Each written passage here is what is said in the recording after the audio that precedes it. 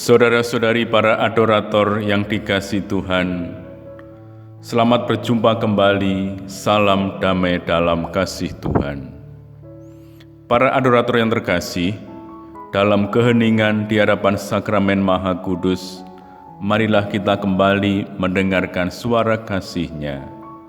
Kita akan merenungkan bacaan dari Injil Matius, bab 15, ayat 1 sampai dengan 2, dilanjutkan ayat 10 sampai dengan 14. Sekali peristiwa, datanglah kepada Yesus beberapa orang Farisi dan ahli Taurat dari Yerusalem. Mereka berkata, "Mengapa murid-muridmu melanggar adat istiadat nenek moyang? Mereka tidak membasuh tangan sebelum makan." Lalu Yesus memanggil orang banyak dan berkata kepada mereka, "Dengarkan dan camkanlah, bukan yang masuk ke dalam mulut yang menajiskan orang, melainkan yang keluar dari mulut, itulah yang menajiskan orang." Maka datanglah para murid dan bertanya kepada Yesus, "Tahukah engkau bahwa perkataanmu itu telah menjadi batu sandungan bagi orang Farisi?" Tetapi Yesus menjawab, "Setiap tanaman yang tidak ditanam oleh Bapa-Ku yang di surga akan dicabut sampai akar-akarnya. Biarkanlah mereka itu. Mereka itu orang buta yang menuntun orang buta. Jika orang buta menuntun orang buta, pasti keduanya jatuh ke dalam lubang." Demikianlah Injil Tuhan. Para adorator yang terkasih, ada sebuah kisah kecil. Seorang guru berkata kepada muridnya, "Seperti ikan mati kalau ada di daratan, begitu pula engkau akan mati di tengah kesibukan duniawi." Untuk hidup, ikan harus kembali ke air. Engkau harus kembali ke keheningan. Murid itu bertanya, "Apakah saya harus meninggalkan semua kegiatan saya lalu masuk ke dalam suatu biara?" Sang guru menjawab, "Pasti tidak. Tetaplah engkau dengan kesibukanmu, tetapi kembalilah ke hatimu." Para saudara, dalam Injil yang baru saja kita dengarkan tadi, Yesus mengkritik arogansi orang Farisi yang mendewakan aturan dan menjadikan diri sebagai model. Mereka merasa diri sebagai orang yang paling taat dan bersih dalam menjalankan hukum dan peraturan nenek moyang. Mereka melihat bagaimana para murid Yesus mengabaikan peraturan. Maka mereka melawan Yesus dengan bertanya, "Mengapa murid-muridmu melanggar adat istiadat nenek moyang kita? Mereka tidak membasuh tangan sebelum makan." Tindakan membasuh tangan sebelum makan itu jelas higienis dan penting. Yesus tentu tidak membenarkan sikap dan tindakan para murid-Nya yang keliru, yang agak bandel. Tetapi Yesus menekankan soal ketulusan dalam melaksanakan hukum Taurat secara benar dan konsekuen. Orang Farisi sangat memperhatikan detail-detail peraturan, tetapi tanpa ketulusan hati. Itulah sebabnya mengapa Yesus menolak praktek hidup mereka yang munafik. Tradisi Yahudi, yakni adat istiadat nenek moyang, mencakup berbagai tafsir terhadap peraturan hukum Taurat. Tradisi diteruskan turun-temurun supaya segenap Israel tahu bagaimana ia harus hidup tanpa sibuk mencari ayat-ayat kitab. Konkretnya, tradisi itu berisi pengalaman dan hasil renungan para bijak yang sebelumnya sudah mencari kebenaran.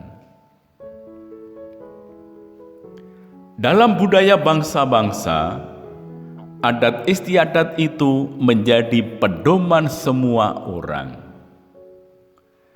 Adat istiadat itu menjadi semacam common value yang memberi jalan untuk menjadi sebuah ketertiban umum, menjamin kualitas moral sosial, dan sebagainya. Tentu, Yesus tidak menolak adat istiadat Yahudi.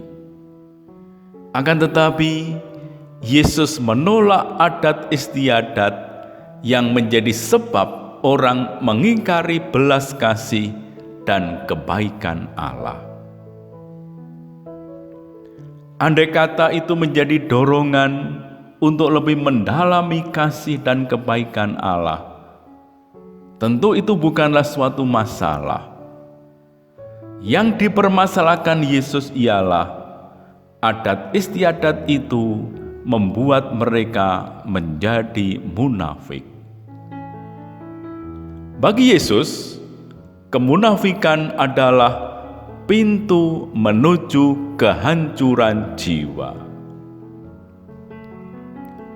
Adat istiadat sebenarnya bisa memperkaya penghayatan iman kita kalau kita jadikan sumber inspirasi agar lebih teguh dan kreatif memuliakan Tuhan dan melayani sesama.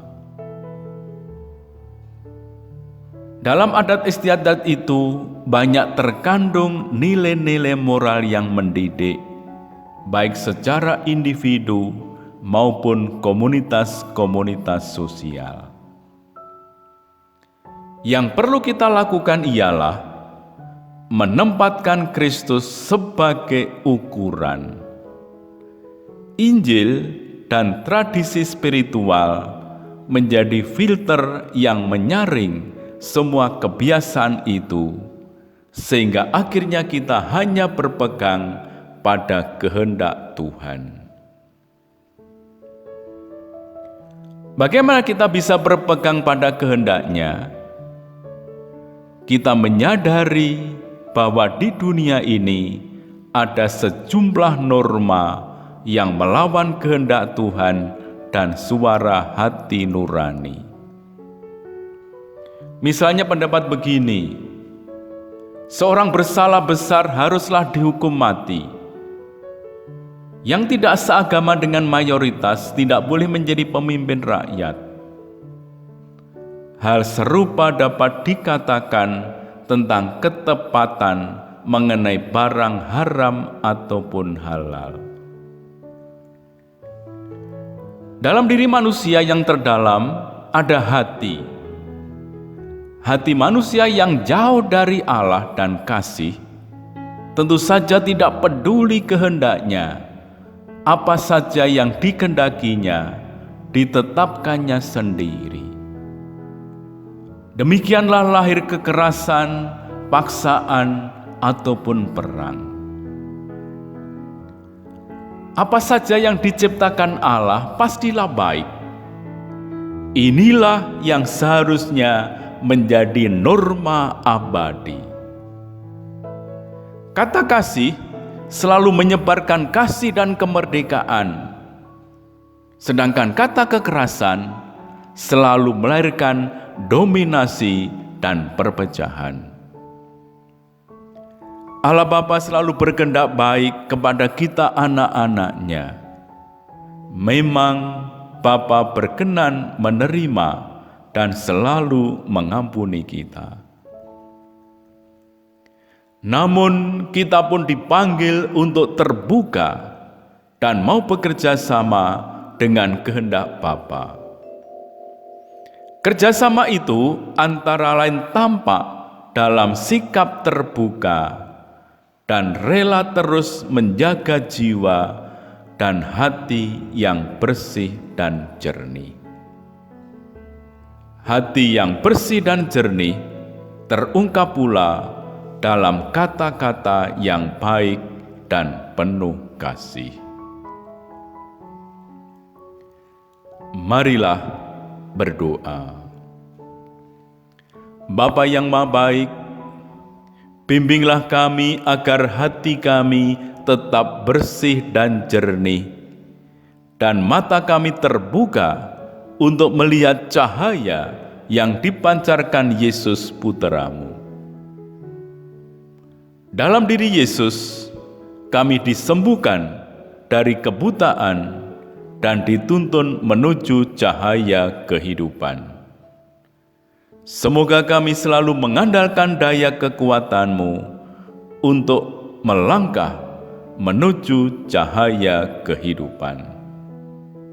Dengan pengantaraan Kristus Tuhan kami. Amin.